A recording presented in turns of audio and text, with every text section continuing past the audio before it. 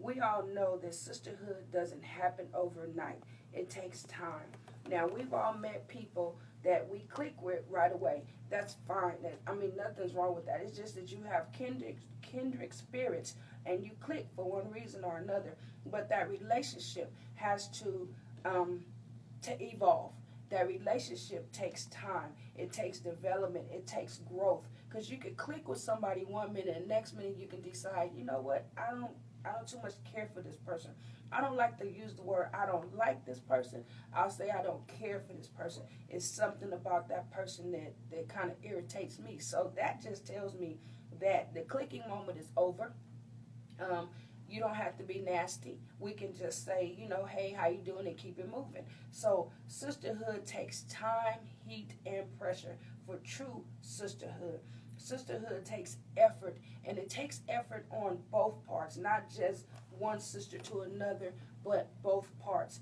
And it's well worth it, you guys. In the long run, true sisterhood is well worth it. A sister is somebody that you can go to and confide in.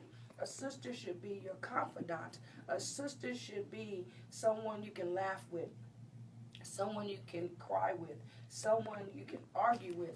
I know me and one of my friends, we've been friends for about almost 20 years now, and we have had about 3 good times that we had to let's see, what's the word I want to use? That we had to tell each other how we felt, honestly, with loud words or whatever you want to call it. So we had those moments, and mostly, y'all will be honest, it was me coming at her because it was something that she was doing that just irritated me. So I just let her have it.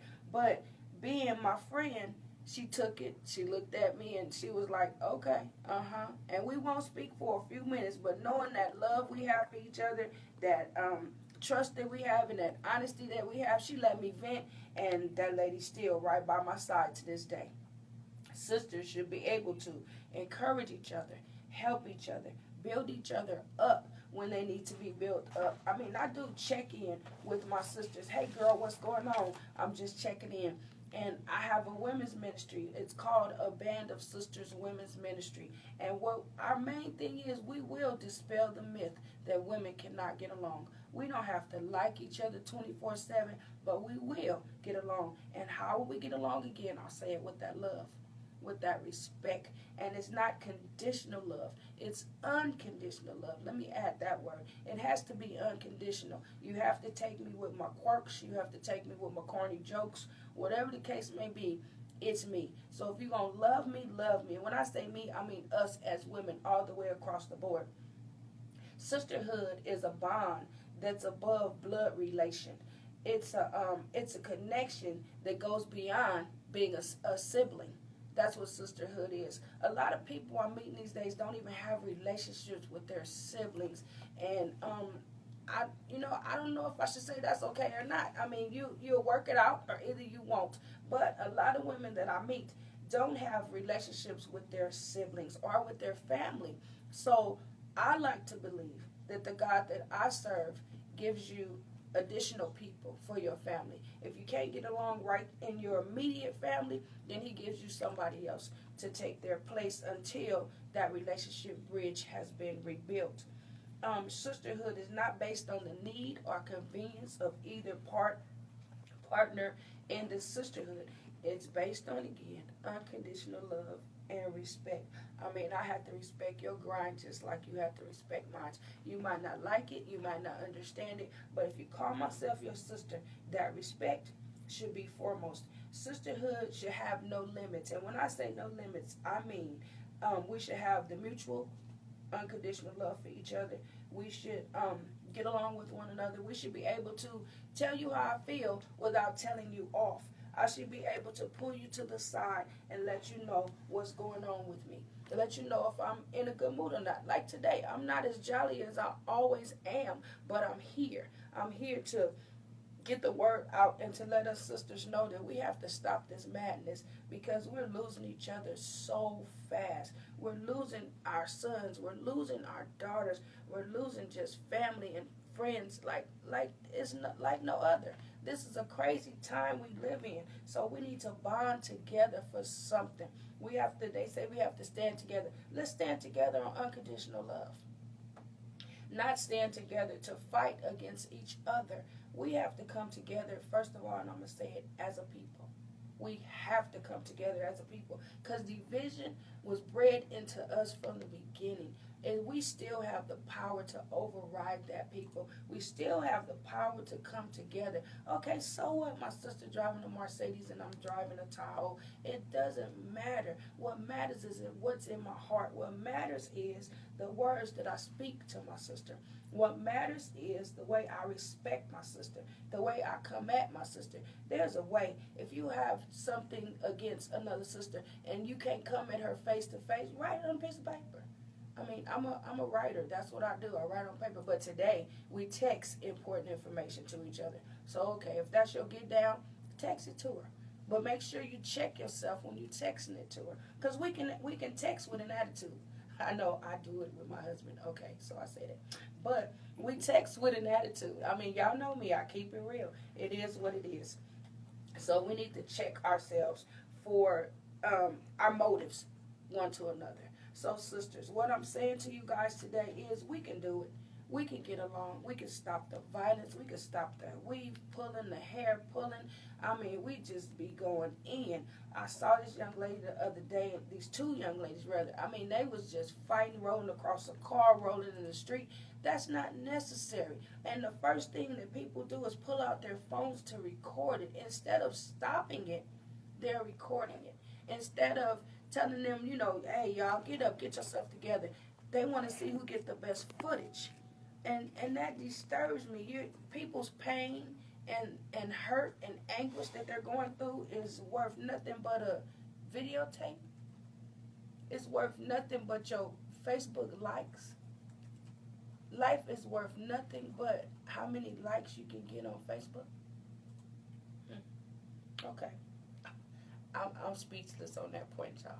That hurts. As a human, it hurts. I don't ever want to see one of my daughters or my son on Facebook getting hurt, and all somebody's doing is videotaping instead of trying to stop them, instead of trying to help them. Help. People don't even know what help means these days. They don't know what it means to help somebody else. A lot of people, I'll say that. They don't know what it means. All that they're worried about is me, myself, and I. And when you live with those people, those three people, me, myself, and I, that's selfishness to the higher power. All you're thinking about is yourself. Now, sisters, we have like minds. We have things that we like to work at and share at. So we need to share that with each other and come together and put our cards on the table and lay down this I'm better than you attitude and help our younger generation, because they're getting lost, y'all. We're losing them, and nobody's trying to help them. We are losing our younger generation, girls and boys, and we need to reach out and help each other. Sisterhood sisterhood can be a lifestyle. That's what I live. With my girlfriends that I know in my women's ministry, sisterhood is a lifestyle. We encourage each other. We call each other. One of my women's ministry members lost a family member. I reached out to her. We reach out to each other. We've lost some members of our sisterhood, and we make sure that family is taken care of. We make sure that we stay there for that aftercare. We give them a moment with the family, and we stay there. We call them, we text them, we're making sure that they're okay. If they need us to come and show up, well, that's what we'll do. We'll show up. That's what sisters do. And we need to go back to old school. We need to go back to the way my mama and her sisters, her friends, used to get down. They used to care about each other. They did the rent parties. They did the, oh, your girl not feeling good. I seen my mama get those Al Green albums out. The Coors beer, the Al Green albums, and her lemons, and go pack them in a bag and go to her homegirl's house because she was going through a divorce or she lost a baby. Whatever the case may be, they all packed up and they rolled with her, they cried with her, whatever the case may be. They did it as sisters, and they made sure that their homegirl was feeling good. And then they checked on her afterwards. And I mean, I saw my mama packing dinners, taking them over to the house for a few weeks if they lost a family member, whatever the case may be. They stood as sisters, not hating and hurting each other. So that's what we need to stop doing, people. We need to stop hating and we need to stop hurting each other, because what are we teaching our children? We're teaching our children to hate. We're teaching our children to hurt each other. We're teaching our children that life doesn't matter. Life is just something you do for a minute and it's over. That is so far from the truth. That's so far from the truth. Life has value, and it only has the value that you put into it. Whatever you put into something, you'll get that same thing out. So I want to encourage my sisters that life has value. Life is more than, I'm going to say it, what's between your thighs. Life is what's between your eyes, sisters, your mind.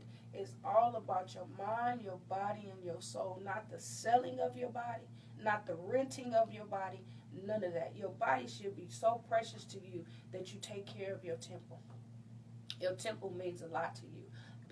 When people look at you, you want them to say, oh, okay, not You know, you don't want that look. You don't want that whisper. You don't want, and I mean, you're gonna do what you want to do. But all I'm saying is, ladies, think about it. Value yourself. Value yourself for more than that 30-minute thrill, that 5-minute thrill, whatever the case may be. Value yourself for more than just that. Trust me, because you're not the only one that's given that 30-minute thrill. So you have to have value in yourself. You have to reach deep within yourself and pull out your value. And if you don't know what your value is, I'm going to just tell you what I do. I find out what God says about me. Proverbs 31. It tells you your value. From the top of your head to the soles of your feet. Proverbs 31 tells you what your value is, what a woman should be, what she should be adorned in, what she should do, how she should get up and start her morning, how she should end her night, how she should get up before everybody else gets up. Set the atmosphere. One thing a woman does is set the atmosphere for wherever she is. If she's a fierce woman of God, she sets a fierce atmosphere for her home. She sets a fierce atmosphere for her church. She sets it wherever she goes. Not because she walks in with the best weave, not because she walks in with the shortest dress, not because she walks in with the stilettos. The reason why she sets the atmosphere is because of her character, her moral build, her value, her love that exudes. You don't even have to tell anybody that you are full of love. It will exude when you walk through that door. People will know and they will gravitate to you for that. You don't have to sell yourself short, ladies. That's basically what I'm saying to you this morning.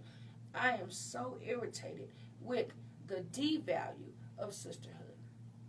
I'm irritated to the max with it, and I guess you could tell it this morning because it's all over me this morning. I woke up with it this morning, that the devalue of sisterhood. We need to start valuing each other, and we need to start caring about each other, but you have to start with yourself.